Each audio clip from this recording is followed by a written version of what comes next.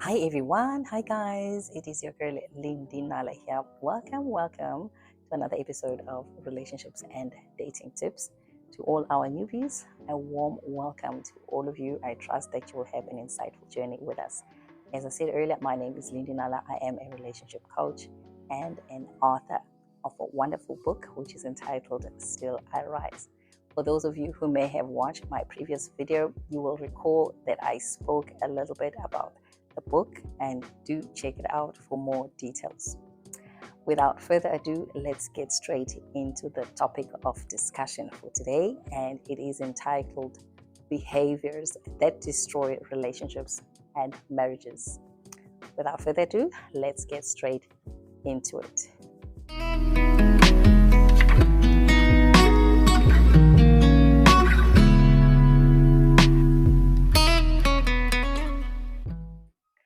It is very, very uncommon to find two people who were once head over heels in love with one another suddenly drift apart simply because of unresolved issues. Unfortunately, it has become very, very common in the dating scene to observe these kind of behaviors that people inflict on each other. Sometimes it happens knowingly, other times it may happen unknowingly. But what I can tell you for sure is that it can be very, very difficult and challenging to juggle relationships and marriages, especially with so much of pressures from all around us. It can be very, very messy and difficult, as I said, to manage relationships and marriages. Moreover, when there are children involved, and this is the reason why we are deciding to just have this discussion today, because what I have observed is that most people tend to want to just give up on working through their relationships, and they choose an easy way out and walk away, and obviously without resolving any of those underlying issues. Unfortunately, one thing I can tell you for sure is that you will discover that as you move on into the next relationship, you will find yourself repeating the very same behavior that you may have projected on your previous partner. So it is not really worth it. I would highly, highly recommend that partners set time aside to work through their issues, as opposed to just concluding that maybe that relationship is not working out. So here are signs or behaviors, in fact, the most common behaviors that ultimately lead to many relationships being destroyed. Number one, the very first one, is a lack of time. A lack of time for most couples is something that is a number one issue. I have seen this mostly, especially from couples that come through for therapy, one-on-one relationship coaching sessions. I have seen that the most common reason why relationships and marriages end up actually falling apart is simply because people do not make the time for one another. You guys, once you get into a relationship or marriage, you need to set time aside for one another. Dedicate time in your busy schedules, no matter how busy your schedules are, but find the time to spend with one another. That is the investment that you are making into your relationship. That time will go a long way in strengthening your relationship as well as your bond as a couple. Number two, a lack of communication. Okay, this comes across quite often, especially for those people that are not gifted in communicating. You'll find that some people, they just have an inability to communicate clearly, to communicate what is in their mind, to communicate their thoughts to their significant other. Unfortunately, this is something that does have a huge impact in how the relationship eventually evolves over the years. And you will find also in some instances that there may be individuals that are very secretive, and unfortunately this will end up destroying that relationship or that marriage.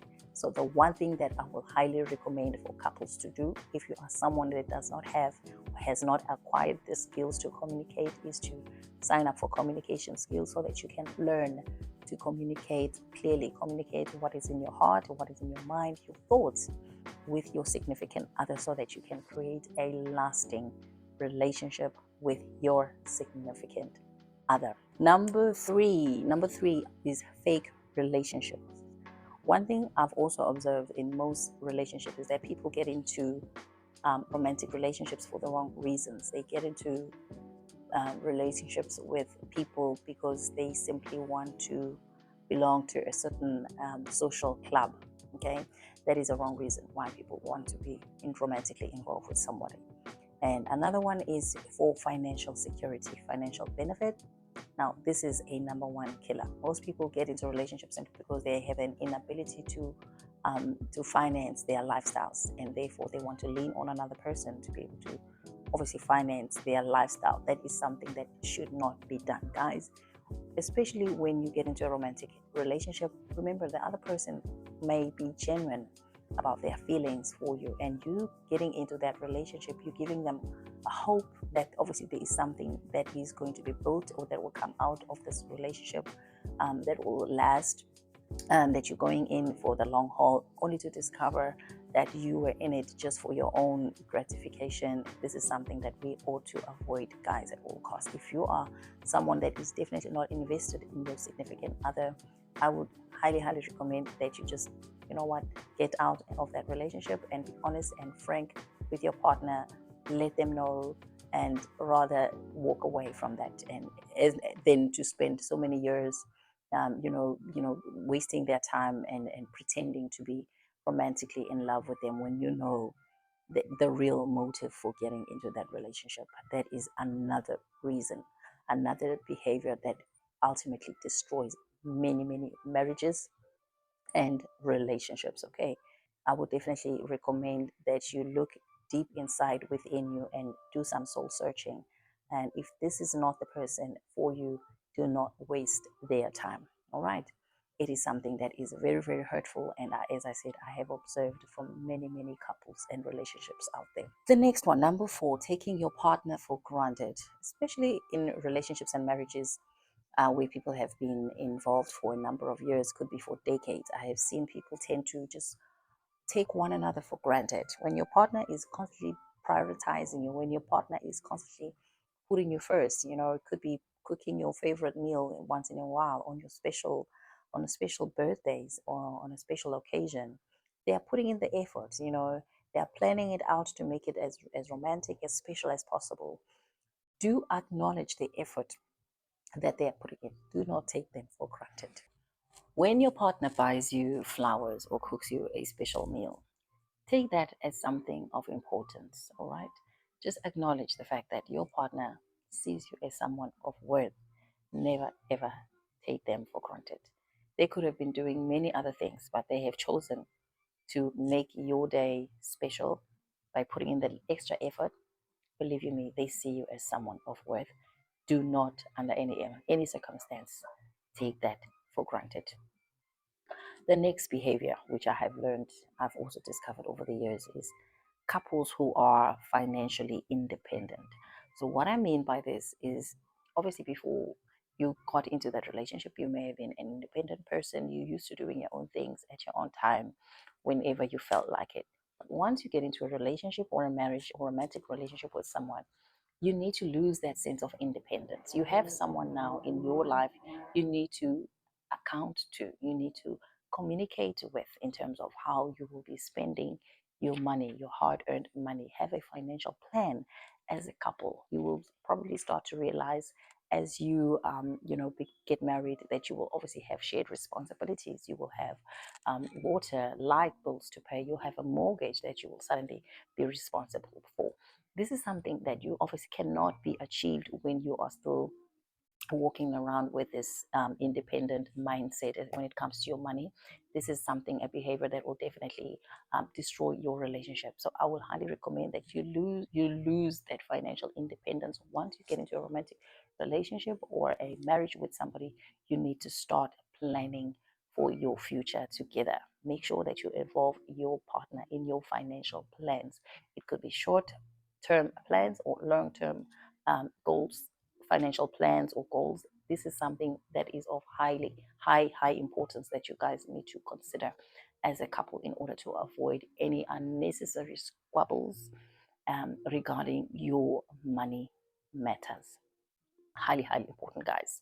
This will go a long way, as I said, in reducing any conflicts in your relationship or in your marriage. The next one, a lack of intimacy. Sex is an integral part of a healthy relationship or marriage, guys. It's something that you ought to prioritize. Make time for it, no matter how busy your lives are, your work or your business lives maybe. Make time for it. Be deliberate, okay? Plan for it. Put it in your schedule if need be. As I said, you have to be deliberate. You've got to plan for it and you got to make it happen. This is the only time that you guys can be able to bond as a couple and to strengthen your relationship with one another. Okay, do not neglect each other under any circumstances whatsoever. Number 7, over possessive partner. There is nothing worse than someone that is so over possessive over the other person. In fact, it can choke, the life out of that relationship, right? To such an extent that that relationship will eventually cease to exist. I have experienced that in my own personal life where I've had to account for every minute of every day. And that is something that ultimately led to a dissolution of that marriage because I became very unhappy. I started to resent my partner for putting me through that kind of torture. If you are doing it, I will definitely advise you to stop doing that because, as I said, it is not healthy at all. You need to be in a relationship with someone whom you trust. Trust should be one of the critical building blocks in your relationship. You do not want to be with someone that you do not trust. And being over possessive is something that will destroy that marriage, that relationship altogether. So don't ever allow yourself to become over possessive. So, in conclusion, what I want to leave you with, based on our discussion today, guys, I want to remind you that life is stressful enough already. Okay, let's not complicate it. Let's not add unnecessary stress into our relationships, in our marriages, by becoming all of these things that I've mentioned today. Let's not become over possessive. Let us not take one another for granted. Let's value one another. Okay, let's prioritize one another.